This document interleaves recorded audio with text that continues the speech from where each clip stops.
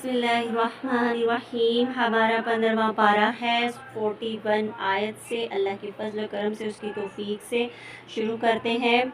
बार बार हम लाए हैं मिसालें, अहकामात, नसीहतें, दलाइल, वाक़यात, तरगीब, वाज़िया नसीहत, ताकि बात समझें। अल्लाह जानता है कि हम एक बार सुनकर मानने वाले नहीं हैं। अल्लाह को पता है कोई भी हमें हुक्म दिया जाए, हम एक बार तो कतई सुनने वाले नहीं हैं। ये किताब सब के लिए आम है, लेकिन जो मनफी बातें सोचते हैं, नसीहत की बजाय और दूर भागते हैं, इसकी नफ़रत में और इजाफ़ा होता है। जो अल्लाह के अहकामात को सुनकर उससे भागते हैं और फजूलियात की बातें करते हैं, उनके लिए नुकसान ही नुकसान है। 42 फरमाया, ज़मीन वाले इला अर्श पर पहुंचने की कोशिश करते हैं। मतलब जो नीचे जिसको हम मान रहे होते हैं ना, उसको अल्लाह के साथ शरीक कर रहे हैं, तो वो तो आसमानों की तरफ चढ़ जाते कि हाय मुझे रब मान लिया। वो अर्श की हर चीज़ बदल देते। अगर अल्लाह ताला उन्हें ये ओहदा दे देता कि वो आ जाए ऊपर अर्श पर, तो वो क्या करते, वो तो हर चीज़ ही बदल देते। मिसाल हुकूमत बदलें तो वो अपने तरीके क्या करती है, बदल देती है ना। 43 वो जो बातें अल्लाह के बारे में शिर्क करने वाली कहते हैं अल्लाह तो पाक और बुलंद है। 44 इसके लिए तो 7 आसमान तस्बीह कर रहे हैं। अल्लाह को क्या हकीकत बताई गई है कि मखलूक में से कोई चीज़ हलाक नहीं है, वो तो सिर्फ इसकी पाकी बयान कर रही है। ठीक है, आगे 45 जो कुरान मानते हैं, जो नहीं मानते, इनके दरमियान पर्दा हाइल कर दिया जाएगा। मुशरिकीन और आप सल्लल्लाहु अलैहि वसल्लम के दरमियान पर्दा इसलिए हाइल था क्योंकि आप सल्लल्लाहु अलैहि वसल्लम की तौहीद की दावत इनके बुतों पर असर डाल रही थी। इनको पसंद नहीं था, इसलिए ठुकरा रहे थे वो। आज भी लोग मफाद के लिए ही कुरान से फ़ायदा नहीं उठाते कि कहीं हमें मानना ना पड़ जाए, नुकसान है।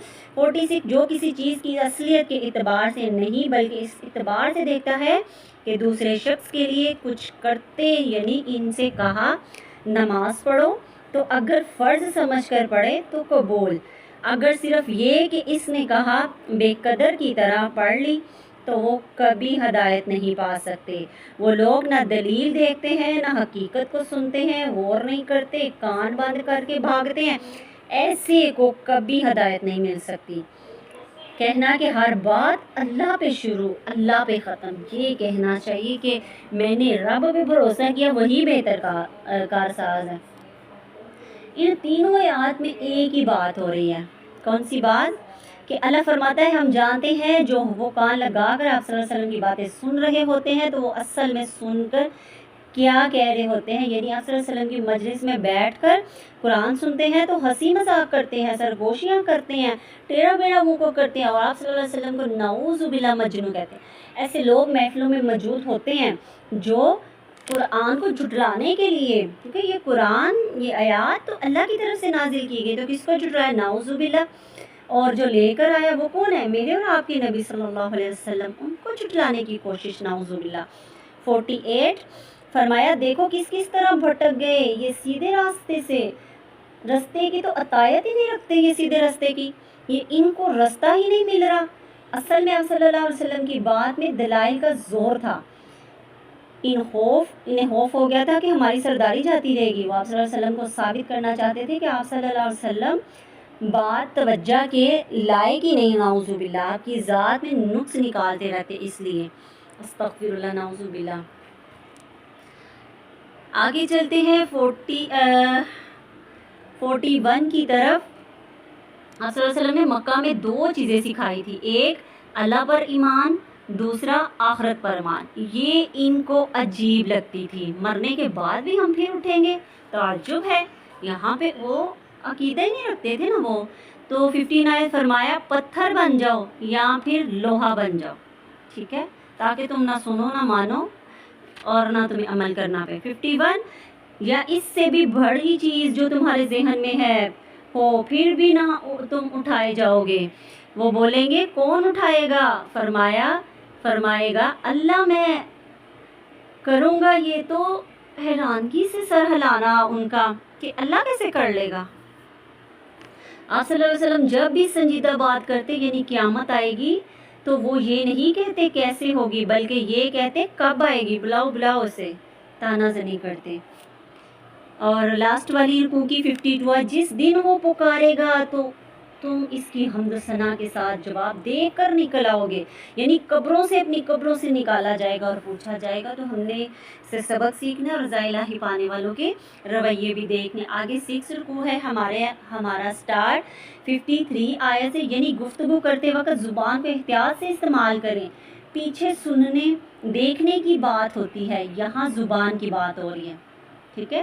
یہ تاکید اس لیے کی گئی کہ شیطان ان کے درمیان فساد ڈلواتا ہے زبان کی ذرا سی بے اعتدالی سے، وہ فساد۔ تو ہمارے کرنے کے کیا کام ہے کہ اب ہم نے زبان سے بہترین الفاظ ادا کرنے۔ سبب تعلقات کی تمام خرابیاں، بگاڑ، فساد، اس کا سبب صرف زبان ہے، تو ہم نے اپنی زبان کے اوپر قابو پانے، کنٹرول کرنا ہے۔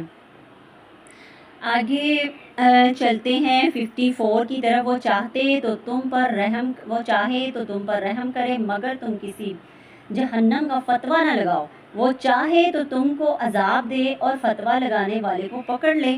خلاصہ کیا ہے؟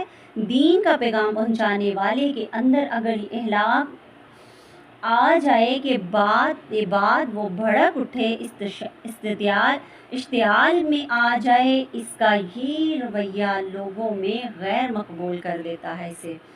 ایسے شخص کی سونے جیسی باتیں بھی قبول نہیں ہوتی، ٹھیک ہے، جو باتیں غصہ کرے، بد اخلاقی کرے، ٹھیک ہے، ان لوگوں کا کیا ہوتا ہے، اچھا بھی برا ہو جاتا ہے۔ 55 فرمایا اللہ تعالیٰ خوب جانتا ہے وہ کیسا ہے، یہ سب میں فرق تو خود رکھا ہے، ہم نے تو نبیوں میں فرق رکھا، داؤد کو زبور بھی خود دی، سب نبیوں کو تو نہیں دی۔ ڈگری سے فرق نہیں پڑتا ہے، آپ کی سوچ، آپ کی عمل، آپ کا رویہ، یہ معنی رکھتا ہے۔ 56 آیت، یہ اللہ کے سوا پکارتے تھے فرشتوں کو، نیک لوگوں کو، انبیاء کو، جنات کو، فرمایا ان کو آج پکارو، مانگو کچھ دیکھتے ہیں وہ تمہاری مشکل آسان کرتے ہیں۔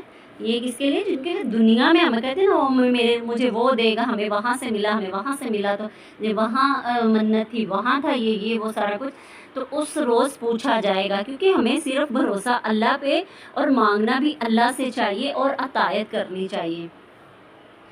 57 آیت، جن کو یہ وسیلہ بناتے ہیں وہ تو خود وسیلہ کی تلاش میں ہے، جن کو یہ لوگ مانتے ہیں انہوں نے تو کبھی خدا ہونے کا دعویٰ ہی نہیں کیا تھا، مگر دوسرے لوگ ہیں جو ان کو معبود سمجھ کر ان کی تقدس میں لگے رہتے ہیں۔ روز آخرت بھی وہ کہیں گے کہ اللہ تعالیٰ ہم نے ان کو نہیں کہا تھا۔ یہاں بھی 57 میں بھی یہی چیز واضح ہے کہ وہ نہیں کہتے، لیکن یہ لوگ ان کو سہارا بنا لیتے ہیں، ٹھیک ہے۔ 58، کوئی قوم ایسی نہیں جس کو قیامت سے پہلے عذاب نہ دیا جائے گا، یعنی ترقیاں ہوگی اور ختم ہو جائیں گی، یعنی وہ کامیاب ہوں گے پھر وہ گر جائیں گے۔ 59، ہم نے نشانیاں دی، بھیجی، نصیحت بھیجی، ٹھیک ہے۔ اور 16، آپ صلی اللہ علیہ وسلم کو بتایا جا رہا ہے کہ آپ صلی اللہ علیہ وسلم کو جو مرضی سمجھا دے، جنہوں نے نہیں ماننا انہوں نے بس نہیں مانا، تو آپ صلی اللہ علیہ وسلم پریشان نہ ہو، تسلی دی گئی، کوئی مانے یا نہ مانے آپ اپنا کام بس کرتے جاؤ اور رضا الہی پانے والوں کے رویے بھی آپ نے دیکھنے ہیں۔ 7 رکوع کی طرف چلتے ہیں۔ اس سے پہلے میں استاذہ کہتی ہیں کہ مجھے سب سے زیادہ خوف آتا ہے، کام اٹھتی ہوں میں تنہائی میں کہ اگر میں پڑھے ہوئے لوگ ان کے اخلاق اچھے نہ ہو سکے تو پہلے سے زیادہ دین کا بھی نقصان ہوگا، کیونکہ وہ غلط نمائندہ بن گئے، فساد برپا کریں گے۔ اگر کیا ہوا، پڑھے ہوئے لوگ بد اخلاق ہو گئے اگر، تو ڈر لگتا ہے اس چیز سے۔ جہنمیوں کا کھانا کیا ہے؟ زقوم ہے، ٹھیک ہے، اور یہ جہنم کا درخت جہنم کی تہہ میں اگتا ہے، یہ آگ میں بھی موجود ہے اگنے والی چیزیں۔ اس درخت کا مشاہدہ بھی معراج پہ کروایا گیا تھا آپ صلی اللہ علیہ وسلم کو۔ نیکسٹ رکوع کو دیکھتے ہیں۔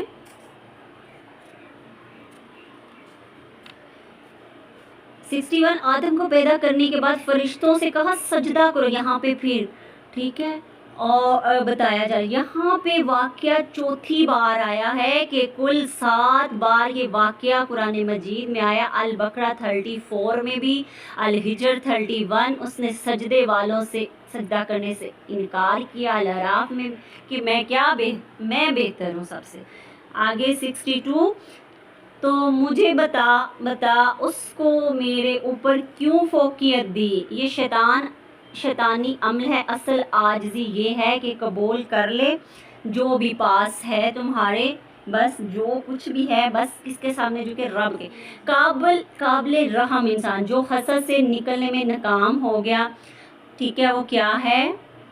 قابل رحم انسان. اس پہ رحم ہی کیا جا سکتا ہے کہ اللہ اس پہ رحم کرے، ٹھیک ہے، جو ناکام ہو گیا. مومن جو دوسروں کے لیے وہ پسند کرے جو اپنے لیے پسند کرے، یہ ہے مومن. سجدہ جھکنے کی علامت ہے. ابلیس کا انتقام کہ مجھے مہلت دے میں اس کو قابو کر لوں، ٹھیک ہے.